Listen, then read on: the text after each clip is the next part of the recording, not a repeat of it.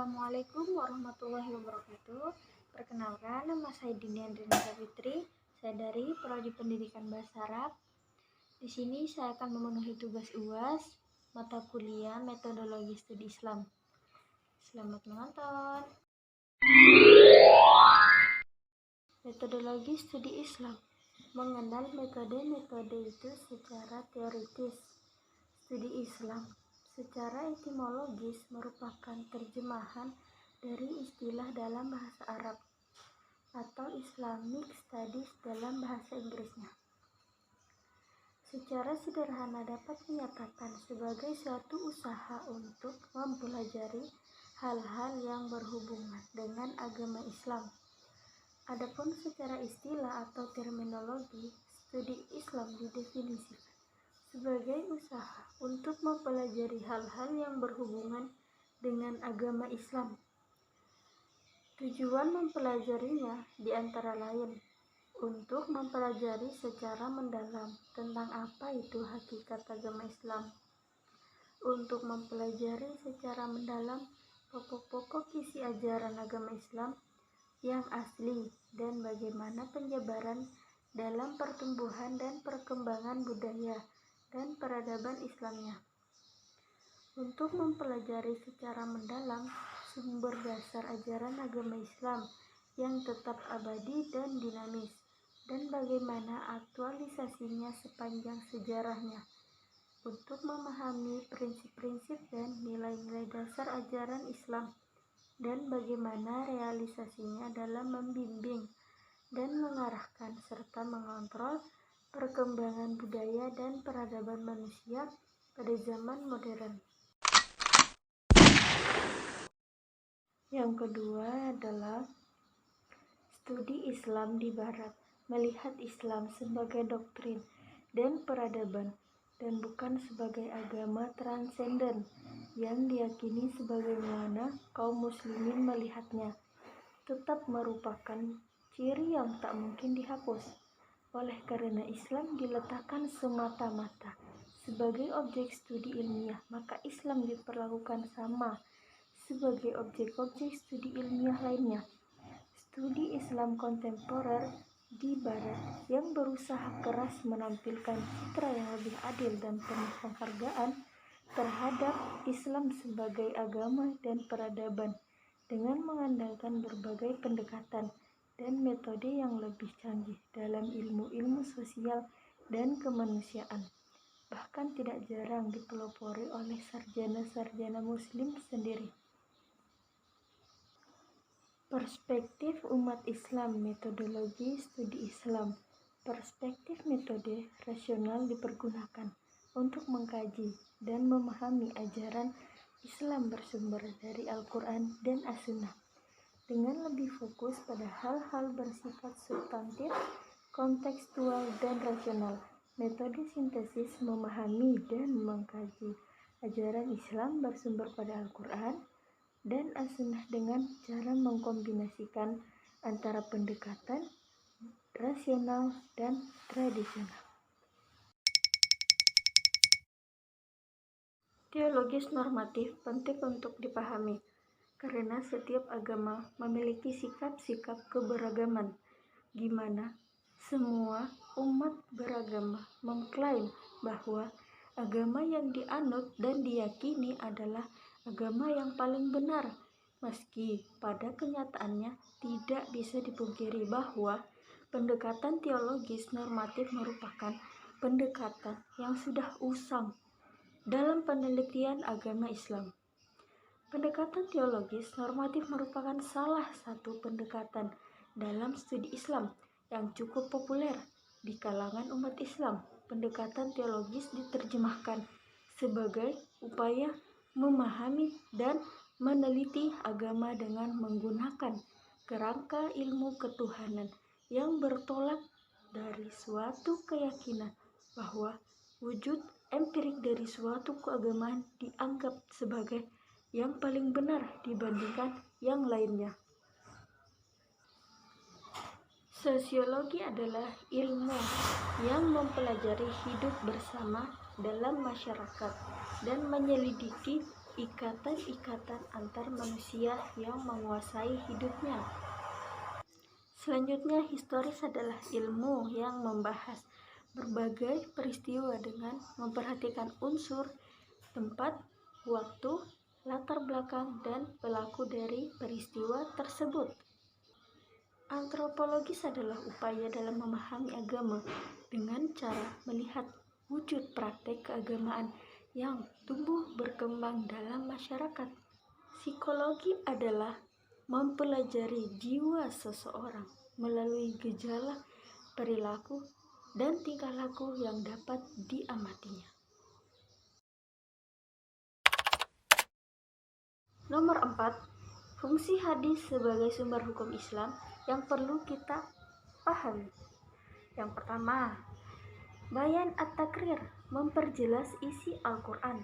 Adapun fungsinya sebagai sumber hukum Islam yang pertama, yakni memperjelas isi Al-Quran. Hadis ini berfungsi untuk memperjelas isi Al-Quran agar lebih mudah dipahami dan menjadi petunjuk umat manusia dalam menjalankan perintah dari Allah Subhanahu wa Ta'ala. Yang kedua, bayan at-tafsir, menafsirkan isi Al-Quran.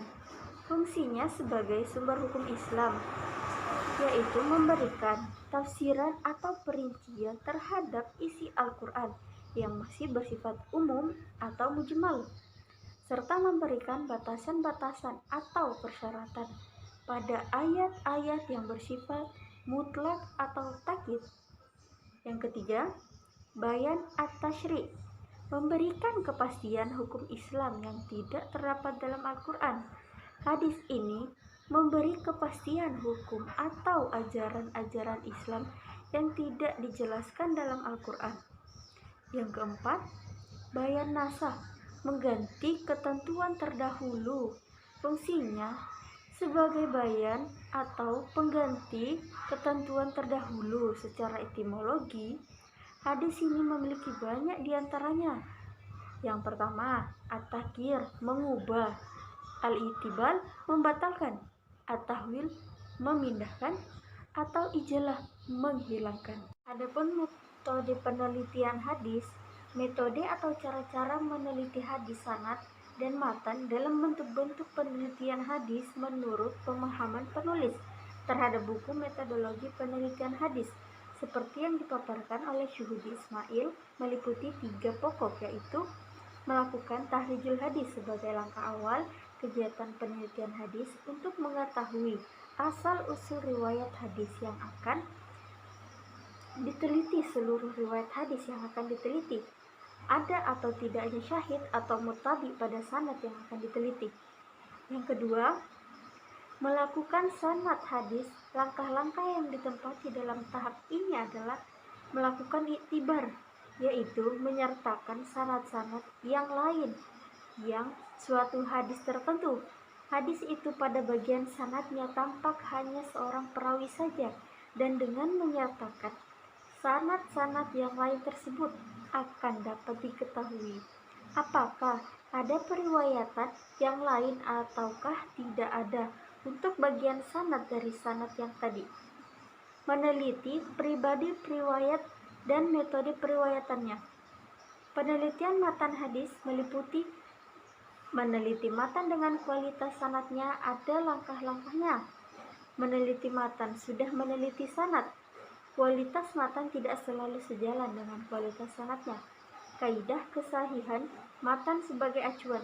Yang kedua, meneliti susunan mainan yang semakna, membandingkan kandungan matan yang sejalan atau tidak bertentangan. Jadi, penelitian hadis merupakan kajian yang mendalam dan kritis terhadap matan dan sanad hadis yang bersifat dinamis dengan menggunakan metode-metode tertentu untuk menentukan validasi hadis sebagai suatu hujah atau alasan bagi kebenaran ajaran-ajaran agama sebagai muara kebenaran hakiki. Wallahu a'lam bishawab. Memahami Islam dengan Al-Quran. Dalam memahami Al-Quran sendiri terdapat beberapa cara, yakni yang pertama, dengan metode tahlili. Metode ini menafsirkan Al-Quran yang berusaha menjelaskan Al-Quran dengan menguraikan berbagai seginya dan menjelaskan apa yang dimaksudkan oleh Al-Quran. Yang kedua, metode tafsir ijmali adalah metode tafsir yang telah digunakan oleh Nabi Muhammad SAW sebagai al-mufassir al-awal untuk menafsirkan Al-Quran dengan cara singkat dan global. Metode ini digunakan agar pesan yang tersirat dalam ayat-ayat Al-Quran dapat dipahami dengan mudah dan gampang oleh umat Islam.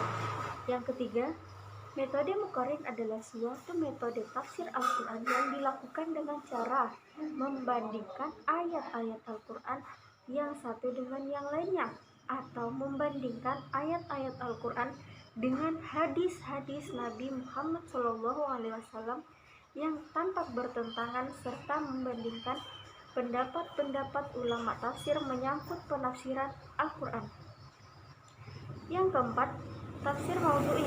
Metode tafsir ini adalah tafsir yang menjelaskan beberapa ayat Al-Quran mengenai suatu judul atau tema tertentu dengan memperhatikan urutan tertib turunnya masing-masing ayat sesuai dengan sebab-sebab turunnya yang dijelaskan dengan berbagai macam keterangan dari segala seginya yang diperbandingkannya dengan keterangan berbagai ilmu pengetahuan yang benar yang membahas topik atau tema yang sama, sehingga lebih mempermudah dan memperjelas masalah. Karena Al-Quran banyak mengandung berbagai macam tema pembahasan yang perlu dibahas secara maudhu'i supaya pembahasannya bisa lebih tuntas dan lebih sempurna.